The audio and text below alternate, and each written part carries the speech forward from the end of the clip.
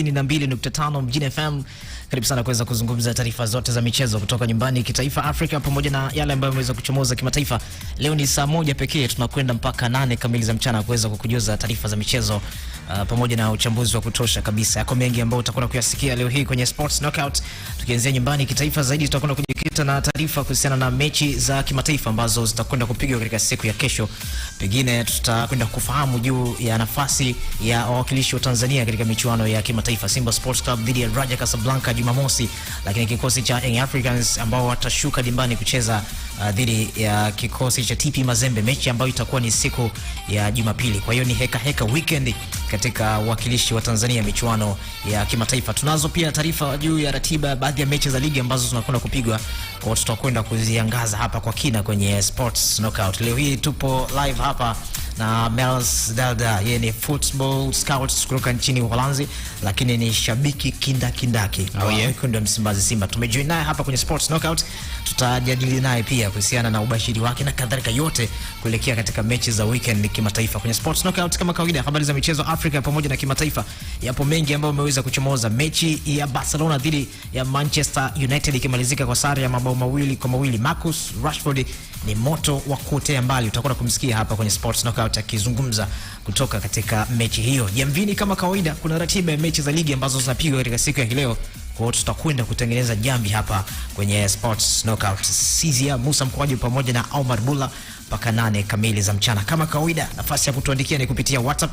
Nambari zetu ni 0683925925.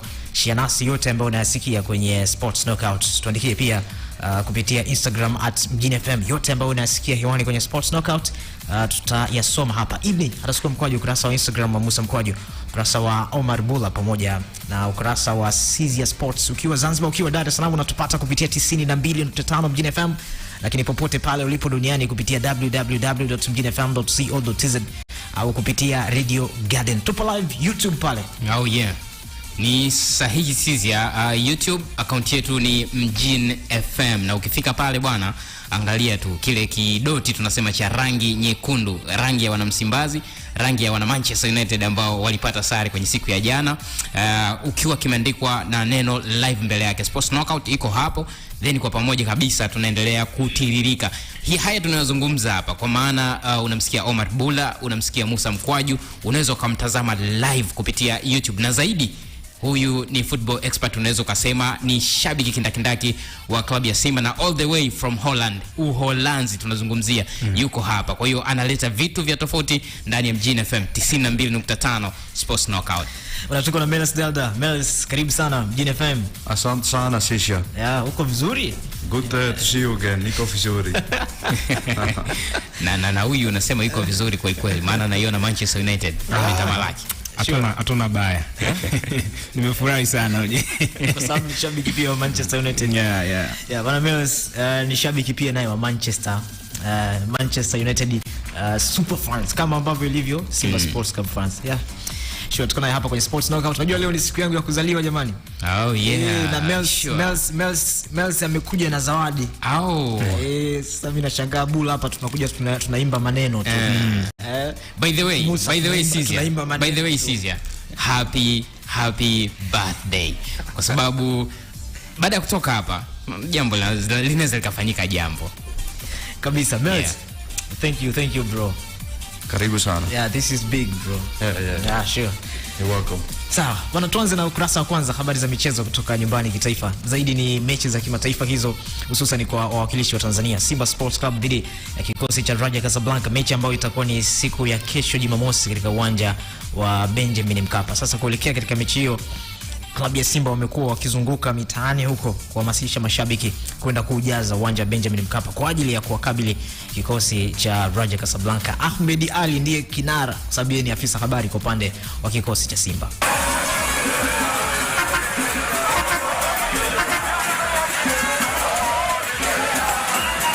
Simba bado moja nzito. Simba hiyo ndio yenyewe. Lazima muoneshe kama ni nyinyi ni Simba Sports Club. Msipouze kama shughuli ya kitchen party iliyofanyika kule Mbagala.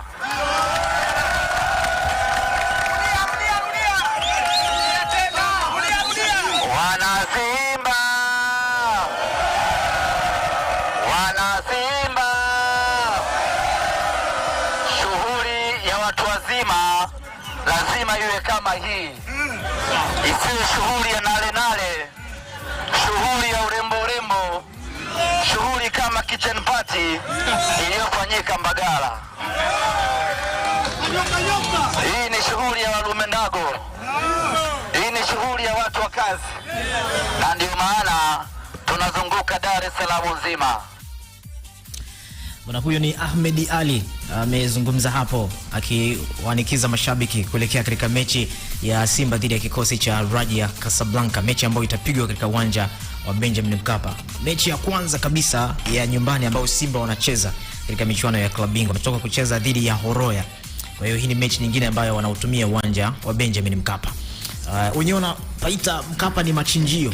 Oh yeah. Si ndivyo? Lupaso. Ni machinjio pale. Yoyote ambaye anakwenda kukabiliana na mnyama basi anakutana na shughuli pevu kulikweli. Unasemaje kuhusiana na huo mchezo? Sizia, mimi binafsi niseme tu kwanza, utakuwa ni mchezo mzuri, unaweza ukasema hivyo. Na nilikuwa najaribu kuangalia ni kwa namna gani ambavyo wapinzani kwa maana Raja Casablanca kwenye trend yao, hususan ukitazama kwenye takriban kama game zao 9 ambazo zimepita wamefea kwa namna gani. Unaweza ukaona kidogo ni timu ambayo imekuwa ikifanya vizuri zaidi kwenye uwanja wa nyumbani, ingawa kwenye uwanja wa mechi za kimataifa wamepata matokeo chanya pia. Kwenye hizo game mbili za awali wamepata matokeo chanya kwenye viwanja vya away. Dhidi ya Berkane walishinda mabao 2, lakini pia kwenye dhidi ya SGN Nielek ambao hawa tunasema wanatoka Niger, kwenye hatua ya kwanza walipata pia matokeo away. Ila ukija sasa kwenye takriban kama game 9 ambazo zimepita, hata kwenye msimamo wa ligi yao unaweza kuona kwenye mechi takriban 9 ambazo wamecheza away wameshinda mechi 2 peke yake. Kwa hiyo hii ni timu ambayo unaweza kusema kwamba kwenye uwanja wa nyumbani ndio imekuwa na faida kubwa zaidi. Na kingine ambacho nakiona ni cha tofauti, namna ambavyo wanapata mabao yao ndani ya uwanja. Ni timu ambayo haitegemei mabao labda kutoka kwa mtu mmoja peke yake. Na hata ukienda kuangalia timu msimu huu mpaka sasa hivi kwenye ligi wamefunga takriban mabao 19. Kwenye haya mabao 19 ambayo wamefunga, mtu anayeongoza kwa kufunga mabao mengi ni mchezaji mmoja ambaye amefunga mabao 3. Kwa hiyo unaweza kuona kwamba kwenye timu hii hakuna mchezaji ambaye unaweza kusema kwamba ndo mchezaji mmoja ambaye wanamtegemea zaidi pengine kwa kupachika mabao, na hapa tunamzungumzia Mohamed Nahiri. Huyu ndo ana mabao 3. Wengine ambao wanamfuata kuna takriban kama wachezaji wengine wawili ambao wamefunga mabao mawili. Kwa hiyo unaona ni timu ambayo ndani ya uwanja inaweza ikapata mabao kutoka kwenye maeneo mbalimbali. Kwa hiyo hauwezi ukaenda moja kwa moja ukasema mimi naenda kumzuia mchezaji fulani. Lakini faida nyingine ambayo pia imeonekana kwao ni kwamba wako vizuri sana kwenye eneo la kuzuia. Yaani kwa maana muunganiko wao kama timu ambapo wanapokuwa hawana mpira umekuwa ni kitu ambacho ni superb, unaweza kusema hivyo. Na ndio maana pia tunavyozungumza hata hivi mpaka sasa hivi aina ya mabao ambayo unaweza kusema kwamba wameruhusu sio mabao mengi. Takriban kwenye hiyo michezo ambayo tumezungumza 16 wameruhusu kama mabao 8 pekee yake. Kwa hiyo pia inakuonyesha kwamba kumbe hii ni timu ambayo inajitahidi inafanya vizuri sana kwenye uwanja wa nyumbani, lakini moja kati ya silaha zake kubwa pia ni namna ambavyo ilivyo na solidity kwenye eneo lao la kuzuia. Kwa hiyo hapo ndo nasema sasa Simba wanatakiwa waje na waje na mbinu mbadala kujua kwamba ni kwa namna gani watafanikiwa kuwafungua na ni kwa namna gani ambavyo wanaweza wakacheza wakiwa na tahadhari kupunguza ili ombwe la hatari ya kwenda kudhurika pale ambapo wanapokuwa hawana mpira miguuni pao. Yeah, uzuri tuko na Melos hapa. Melos, Simba against Raja Casablanca. Your thoughts about the match? Will be a very tough game. I did some research about Raja Casablanca, watch some games about them. Okay.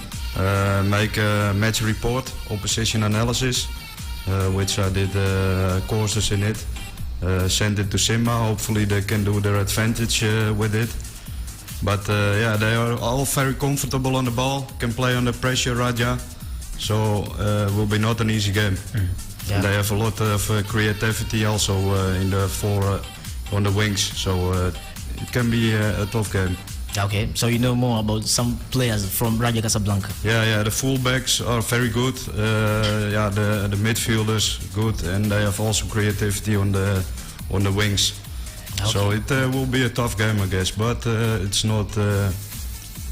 It's a game on itself. It's Champions League at home at Mkapa, full house probably. Yeah. Home so advantage. I hope you can get a good result in the game. Okay. I just wanted to ask you one question. You have said you have made some reports which you did send to Simba, so that maybe they can work on it, so that they can it can help them to get the good results kwa Mkapa tomorrow. Which player do you know you have seen in Raja Casablanca team whom you think that maybe Simba must be very careful when playing against him tomorrow? Whom you think maybe he might be having such impact in the game that can affect the results tomorrow? It's the number 26. It's Bouzok. It's a player from Algeria. Yeah. He's a very speedy player on the right side. He have a good action, so he will be very dangerous probably tomorrow. Okay. Kwako. Yes, Melsa. Omar Bula. Melsa, Melsa ametazama baadhi ya maeneo muhimu. Katazama upande wa kushoto, upande wa kikosi cha Raja Casablanca, eneo la katikati. Unajua aina ya club kama hizi, kule si alikwenda Clitus Chota Chama. Ile speed na ndio Melsa amemzungumzia pia hapo, nyota mwingine ambaye anacheza vizuri sana. Yes, hiyo speed ndio silaha yao kubwa sana wanapocheza aina ya mechi kama hizo. Yes, I've heard you like on the fact of Simba like playing on the home ground, but also you have mentioned that this will be a very good game. But I would like to know technically that you as a Simba fan, where do you think Simba can capitalize to ensure that they get the good result at the home ground, they get the good result and the 3 points at the home ground? Technically, I think Simba can be very dangerous in the counter-attack. Okay. Because they're playing with high fullbacks, and sometimes they forget their defensive tasks. So I think there are opportunities there, and also in offensive set pieces they look not very strong. So maybe they can get something in that situations. Okay. And regarding the speed of Simba starman Clatous Chota Chama, and they play against Raja Casablanca. As we know, these Arabs, they play a very fast football. They are very quick on transition. So do you think it's the time maybe for coach Robertinho to drop off Chama on tomorrow's game because of the speed of Clatous Chota Chama and the speed of Raja Casablanca as well? I think we can still play with Chama on number 10, but I will choose for two speedy wingers tomorrow. Okay. Yeah, like Sako and okay. Yeah, maybe Banda's not very fit yet, but maybe Kibo Dennis, very fast. So yeah, we have to create something on the sidelines, I guess. Okay. Bwana tupo na Mels Dalda hapa. Usishangae ungenge huo natembea hapo lugha na nini inapigwa. Tuko na Mels, ni shabiki kweli kweli wa Simba. Mels, bila nataka niguse huku kwingine kwanza. Mels, what do you think your possible lineup for Simba Sports Club against Raja Casablanca? I think we start with 4 at the back. I think Utara not Zimbwe. Okay. Manula at the goal. Zimbwe. Okay, Manula, Zimbwe. Kapombe is playing on the other side. I think Enoch Inonga. On the other side, Onyango. Okay, Enoch and Josh Onyango in center back. I will play with Zamiru and Sawadogo. Okay, Zamiru and Sawadogo. Yeah. Okay, yeah. Double pivot. Yeah. Chama on number attacking midfielder. And with Sako and Kibo Dennis. And I think Boko in the center forward. Okay. Yes. Yeah. Squad imekamilika. Yes. Yeah. Kibu Dennis yuko ndani. Yeah, ni sahihi sisi kwa mujibu yeye kwa mtazamo wake.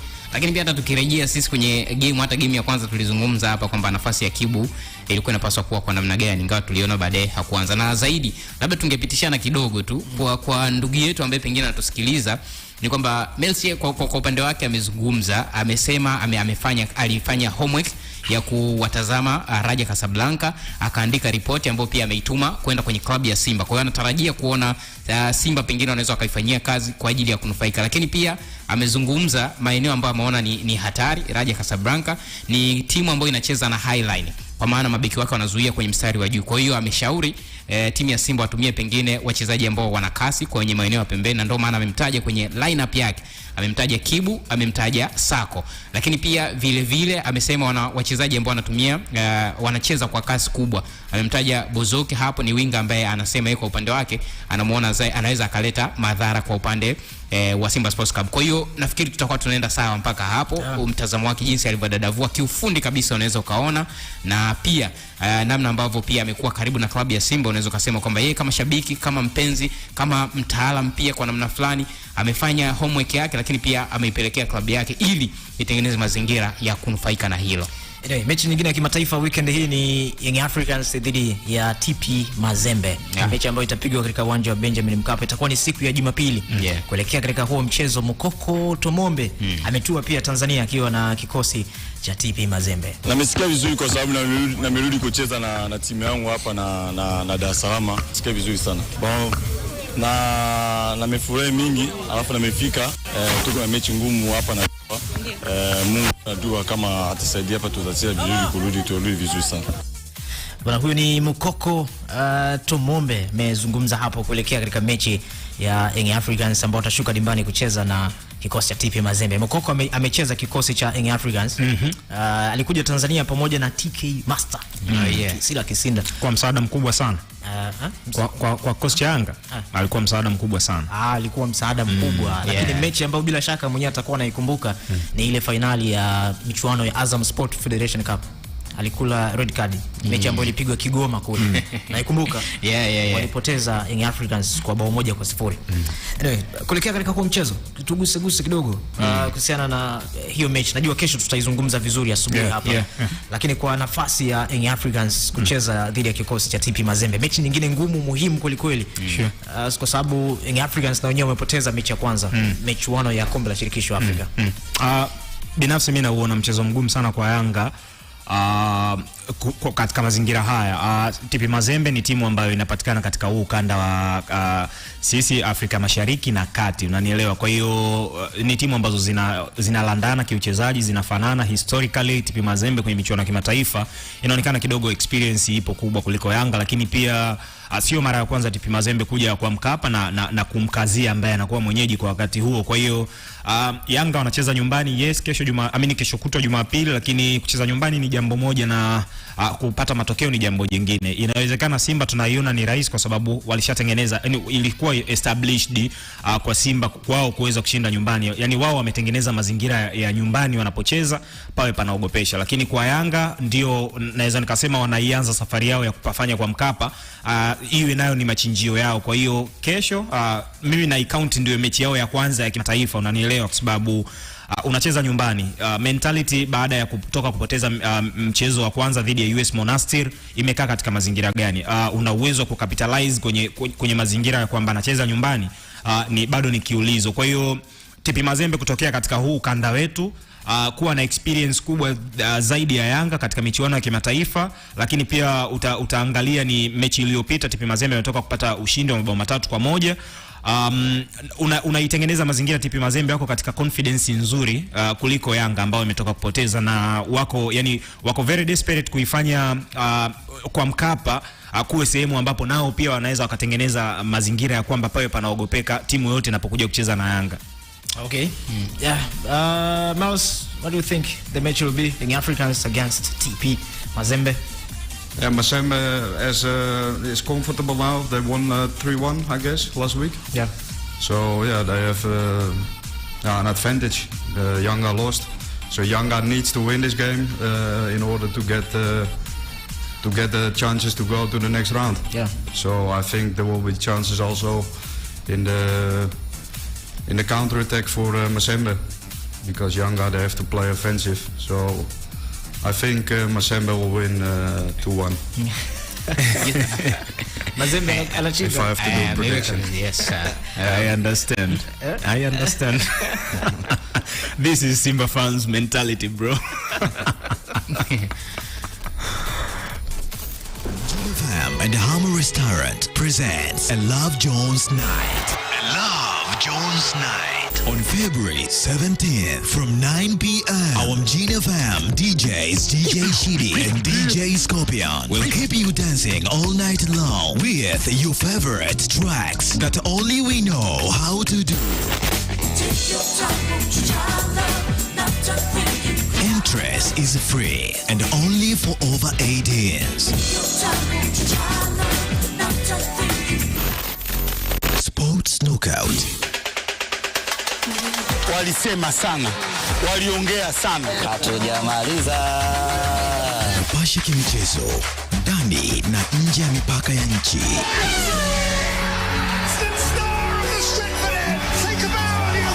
Hapa utasikia vimbwanga,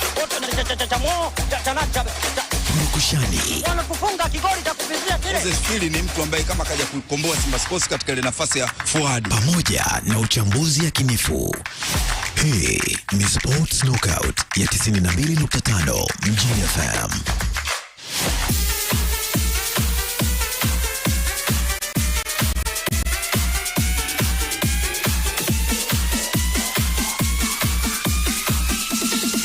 Sports Knockouts, bado tupo katika ukurasa wa kwanza, habari za michezo kitaifa ndio tunazimalizia hivyo. Yes, Musa, kuna wale ambao wameshare nasi kupitia YouTube kule. Yeah, ni sahihi Sizia. Tuna ujumbe. Unajua tumeshasema hapa sisi ukipita pale YouTube acha maoni yako pia kwa sababu tutapita nayo. Na kimsingi kuna mtu anajiita Ramadhani 46 Mkwabi. Yeye bwana anauliza kwamba vipi kuhusu Feisal kurudi Yanga?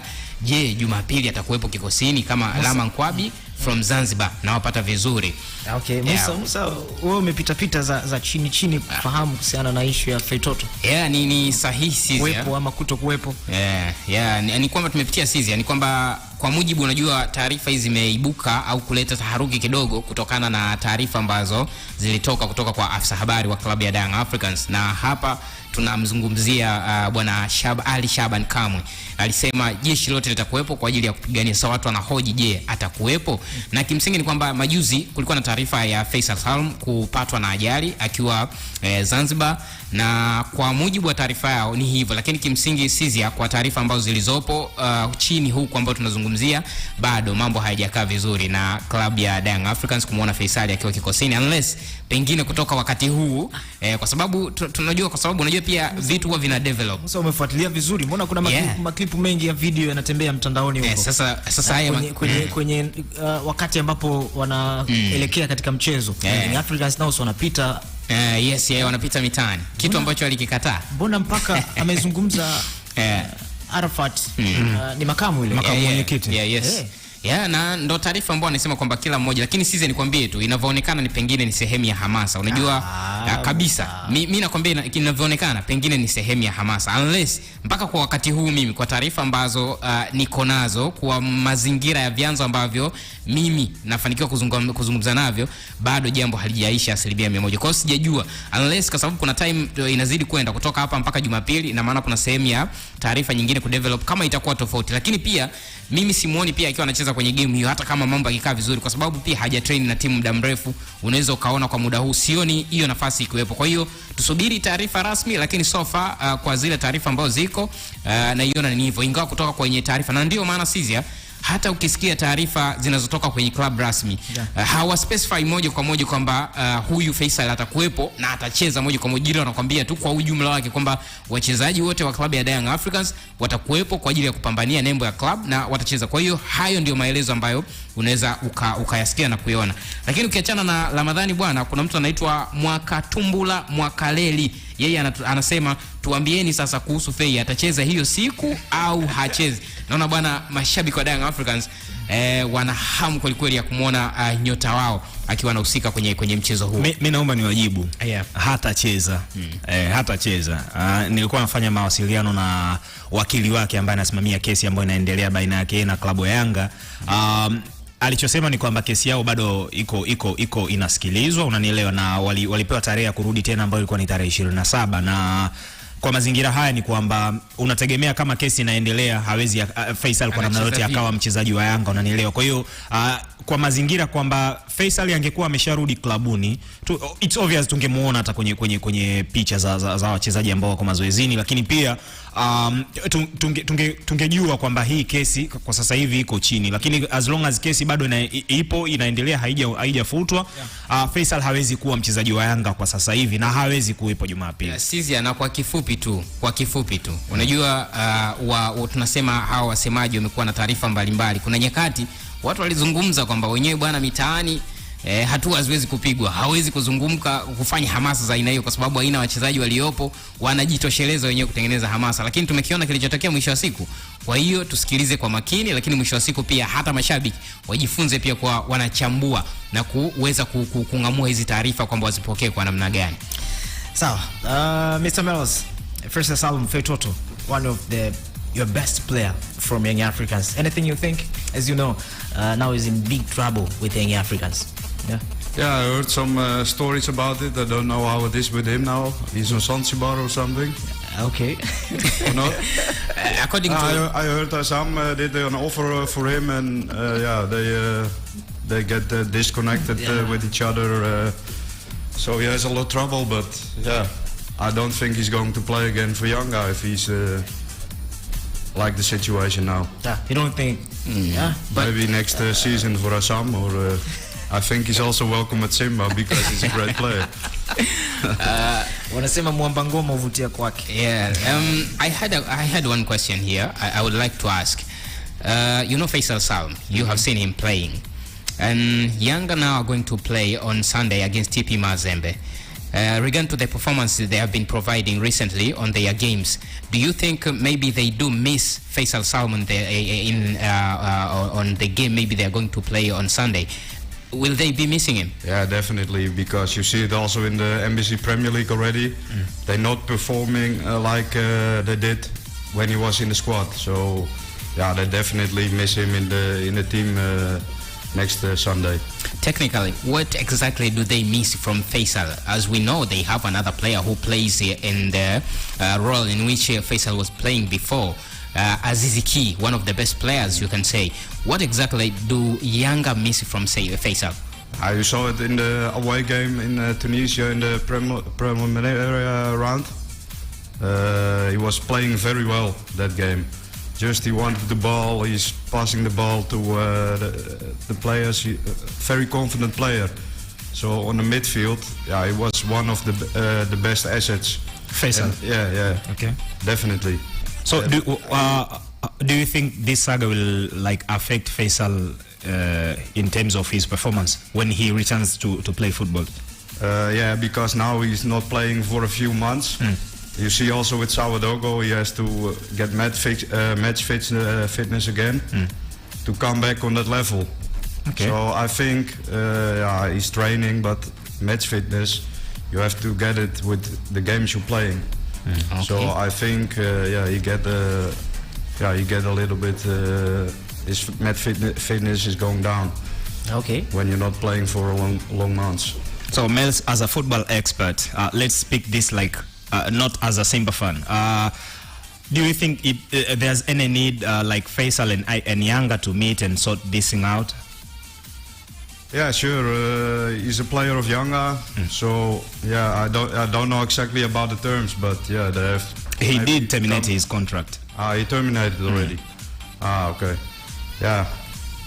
He's the player. He has a manager. I don't know exactly the things about the contract. What was going wrong.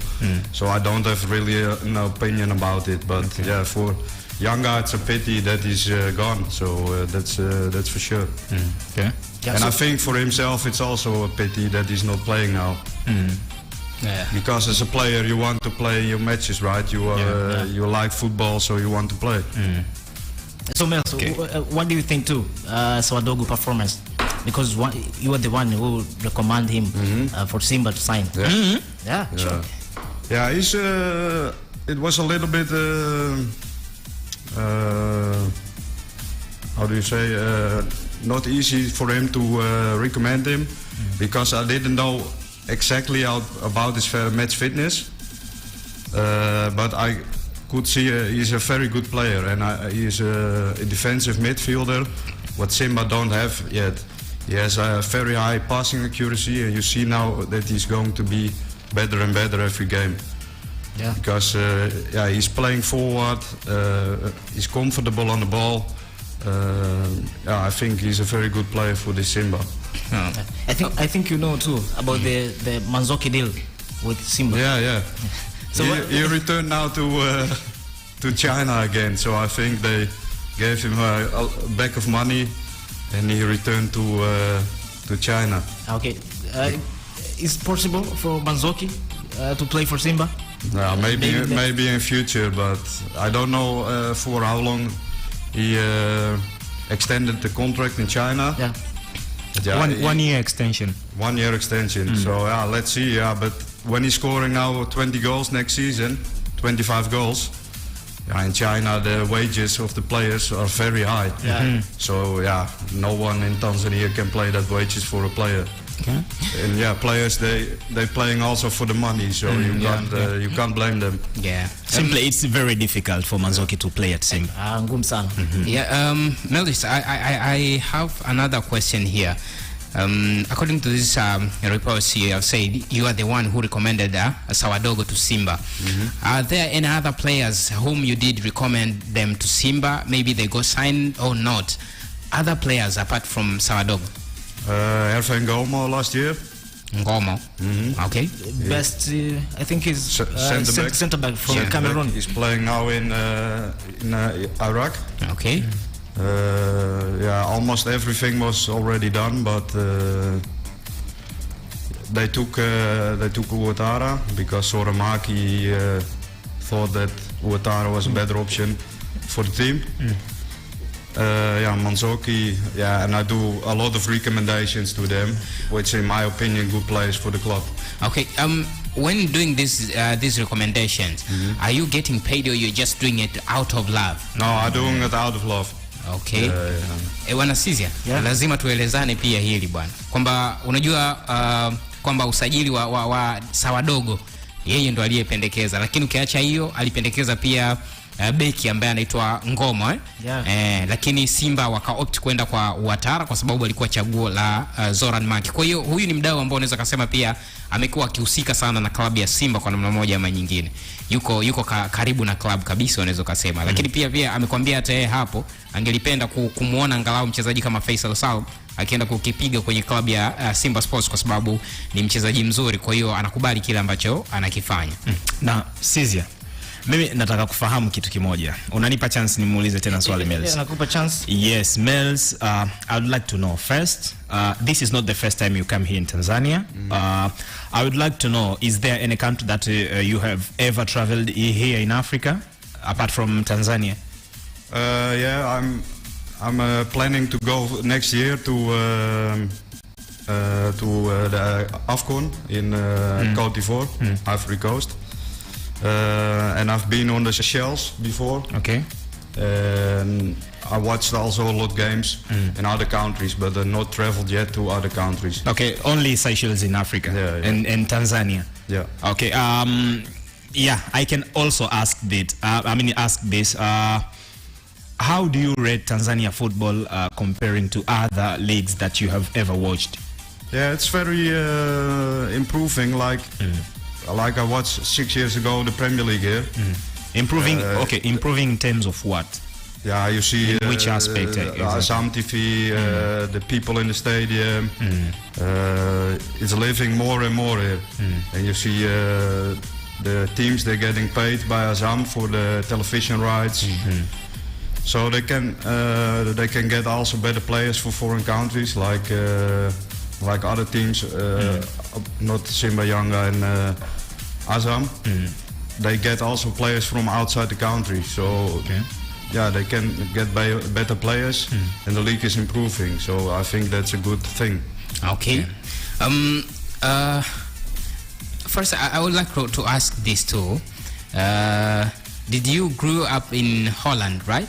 Yeah, Holland, yes. Then how do you come across Simba Sports Club, and what made you actually fall in love with Simba? What's actually made you like become a Simba Sports Club supporter? Yeah, the first time I was here with my other job, I worked for the Navy in Holland. Okay. So that was the first time that I visited Tanzania. And I'm a big fan of football, so you're going to watch when you see a new country. Hey, is there football? So you watch the teams in the league. And I came again 2 years later in 2016. Was Simba Day against the AFC Leopards from Kenya. Full stadium, and I like the red jersey, things like that. Good atmosphere in the stadium. So yeah, then you feel home and you started to follow the club more and more. And yeah, that's why I'm very passionate about Simba now. Yeah, okay. Bwana Sizia. Yeah. Tunagundua kumbe haya matamasha unajua yana matokeo chanya, unaweza ukasema, kwa sababu anakuambia bwana yeye alikuja kwenye shughuli zake nyingine ambazo anazungumza, alikuwa amekuja hapa akisikia Simba akaanza kuitazama, lakini pia baada ya kurejea 2016 kwenye tamasha la Simba Day ndio kitu ambacho kilimvutia zaidi, kwa maana ile atmosphere iliyokuwepo ndani ya uwanja na kadhalika. Lakini yeye ametoka Uholanzi, kwa hiyo hapana shaka hivi vitu bwana tuendelee kufanya, nadhani kwa sababu vimekuwa pia na mrejesho chanya kama hivi, kwa hiyo vinasaidia sana inaonekana hapa. Mimi mwenyewe nilikuwa nashangaa all the way from Holland inakuwaje kwaje Tanzania, namna gani inakuwaje? And what club do you support in Holland? Feyenoord Rotterdam. Feyenoord. Hey, no. Yeah. Okay. It's my team there. Okay, for how long haven't you won a championship? Like 4 or 5 years ago with Dirk Kuyt. 2018 was the last time. Okay. It was the last season as a footballer of Dirk Kuyt, who played also for Liverpool and the Dutch team. Yeah, okay. So he made us champion in the last game of the season against Heracles. Yeah, it was great, and we're now also top of the league. So hopefully this year there will be again. It's going to be your year. But I'm doing now also a job for FC Twente. Okay. They are 5th in the league for scouting, so I hope they do also well. Yeah, bwana tuko na Melos Delda. Umesikia hapo anafanya kazi pia na kikosi cha FC Twente. Miongoni mwa club tishio pia. Yeah, kabisa. Yes, katika nchi ya Uholanzi. Tupo hapa mpaka 8 kamili za mchana. Punde tunarudi na ubashiri kwenye jamvi ndani ya Sports Knockout. Hata Melos pia tutupatia prediction zake. Yeah. Baadhi ya mechi ambazo tutapita naye hapo. Kuna mechi ya Manchester United pamoja na FC Barcelona. Yes. Tutarudi kidunch na ripoti juu ya huo mchezo. GFM and Hammer Restaurant presents a Love Jones Night. A Love Jones Night on February 17th from 9 p.m. Our GFM DJs DJ Shidi and DJ Scorpion will keep you dancing all night long with your favorite tracks that only we know how to do. Entrance is free and only for over 18s.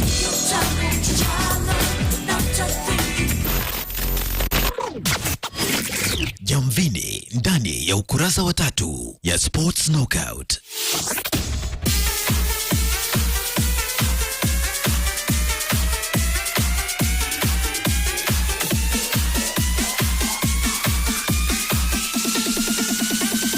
Ukurasa wa 3 tunamaliza na habari za michezo kimataifa pamoja na jamvi kama kawaida kwenye Sports Knockout. Kuna mechi ya kikosi cha FC Barcelona dhidi ya Manchester United, mechi za UEFA Europa League, mechi kumalizika kwa sare ya mabao 2-2. Ni kati tu kwenye orodha mechi nyingi ambazo zilikuwa zimecheza. Kikosi ya Juventus walimaliza mfano kwa sare, ndio. Walicheza na Nantes na baadhi ya mechi nyinginezo. Marcus Rashford, man in form. Yuko kwenye kiwango kizuri sana. Like a loss. I think we done well to get back into the game. The first half was probably a little bit in favour of them. But you know, I think we stayed calm, we stayed composed, and we tried to create chances when we could. And you know, in the second half we scored 2 goals in quick succession, and we felt in control of the outcome. But you know, they're a good team with top players, and they managed to get an equaliser. Yes, Marcus Rashford performance yake nzuri. Na pia umemwona mitinga uzi wake wa Manchester United. Yeah, Manchester United with a good performance. What do you think? Can win the title, Europa League? Yeah, they're doing a very good job. Title will be very tough, I guess, because I think Manchester City is more far at the moment. They won against Arsenal this week. Yeah. So I think the Premier League will be very tough, but yeah, probably of maybe the Europa League. They have now a good performance yesterday, and maybe they can finish Barcelona in the home game, hopefully. Yeah, Barcelona toboy. Sawa, jamani, tutazame na jamvi. Time yetu yenyewe imetukimbia. Bwana Sizia, lakini kabla tujaenda kwenye jamvi kidogo tu hata dakika moja, mimi nadhani nampa credit Erik ten Hag kwa kuona weakness ya klabu ya Barcelona kwenda kuexploit. Jana anamtoa Marcus Rashford pembeni, anamweka katikati kwa sababu aliona udhaifu wa eneo la ulinzi wakati la Barcelona. Marcos Alonso unaona alikuwa anacheza kwenye eneo la beki wakati jana, aliona udhaifu, lakini pia akaenda kumswitch kwa maana ya Bruno Fernandes, akaenda kukaa kwenye upande wa kushoto ambapo kimsingi alikuwa ni rahisi kwenda kupiga pass kwenda upande wa kulia ambako hasa kulikuwa na Jadon, ilikuwa ni kulia kushoto alikokuwa Jadon Sancho. Kwa hiyo nafikiri alifanya homework yake vizuri, na nimeona nisiache kwenda bila kumpa credit kwa kile ambacho alikiona na akaamua kwenda kufanyia kazi. All in all ilikuwa ni game nzuri, na inatupa tafsiri kwamba kwenye game ya pili inawezekana tukategemea kitu kingine chochote kutokea. Si Barcelona, sio Manchester United, yeyote pengine anaweza kaondoka kama kinara kwenye huo mchezo.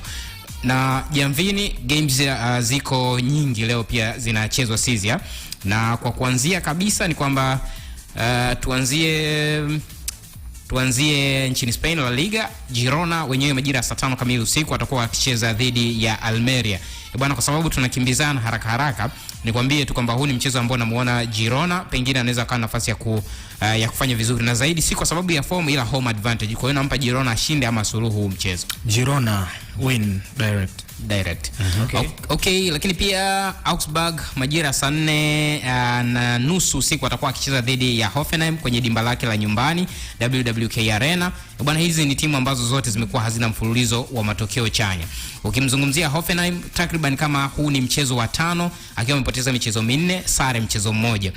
Ukimwangalia Augsburg, yeye kwenye game zake hizi takriban 5 na ushindi mara 2, amepoteza 3. Kwa hiyo ni timu ambayo pia yenyewe performance yake si kama inashawishi sana. Kwangu mimi hapa jamvini ni yeyote ashinde baina ya hizi timu mbili, Augsburg ama Hoffenheim. Mimi naondoka na sare. Lakini Auxerre pia watakuwa Mars I think pia.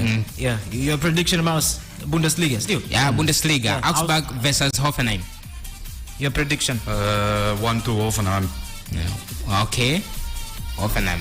All right, French Ligue 1, tuna Auxerre majira saa 5 kamili usiku akiwa anacheza dhidi ya Olympique Lyon. Na huu ni mchezo ambao bana Olympique Lyon yuko kwenye form nzuri ukilinganisha na Auxerre. Auxerre ana takriban kama michezo 5 hajashinda, sare 2 peke yake. Alexander Lacazette amewaka jamani huko Lyon. Kwa hiyo mimi moja kwa moja sitaki kupepesa macho, Olympique Lyon nampa ushindi kwenye hii game. Yeah, OL ushindi. Melis? Yeah, Lyon. Okay. Pia Italy, Serie A, Sassuolo majira saa 4:45 usiku atakuwa Mapei Stadium nyumbani kucheza dhidi ya SS Napoli. Napoli wako kwenye form nzuri jamani. Ukizungumza Napoli sasa hivi namkumbuka Victor Osimhen. Yuko kwenye form ya maisha yake unaweza ukasema. Vicha Kvaratskhelia. Kabisa, Vicha Kvaratskhelia wenyewe anamuita Varadona. Mimi nafikiri ni game ambayo sihitaji ufundi mwingi. Kwa mara nyingine tena naona mabao 3 yatapatikana kwenye huu mchezo, lakini pia Napoli akiwa anaibuka ushindi. Napoli mazima, Napoli. We have got Sassuolo at home against Napoli. Yeah, we'll win Napoli. Napoli is in top of the league. Yeah. I think Sassuolo 14, 15. Yeah. Okay. Yeah, we'll win Napoli. Lakini pia tunayo game ya nyumbani. Nyumbani tuna game leo. Kuna game ya nyumbani? Gita Goldi Ruvu Shooting si leo? Au eti Omar. Au unataka kupiga chenga usihusiki kwenye game, kwa sababu hizo game za hapa nyumbani kidogo kwenye swala zima la kutandika jamvi unakuwa unataka kunichanisha. Anyways, lakini tupite pia Championship England. Cardiff majira saa 5 kamili usiku atakuwa anacheza dhidi ya Reading. Yeah, kwa hiyo bwana huu mchezo mimi sihitaji ufundi mwingi kana. Mechi Cardiff na Reading. Cardiff na Reading. Mimi naomba magoli mawili tu, 2+ kwenye huu mchezo ndio kitu ambacho naona double chance kwa timu zote mbili. Okay. Mels, Cardiff City versus Reading. Will be a draw. Okay. With no goals or 1-1. 1-1. Okay, lakini Geita na Ruvu wanacheza leo. Yeah, Geita Gold Ruvu Shooting majira saa 10 kamili usiku jioni. Kumradhi. Kumradhi jamani.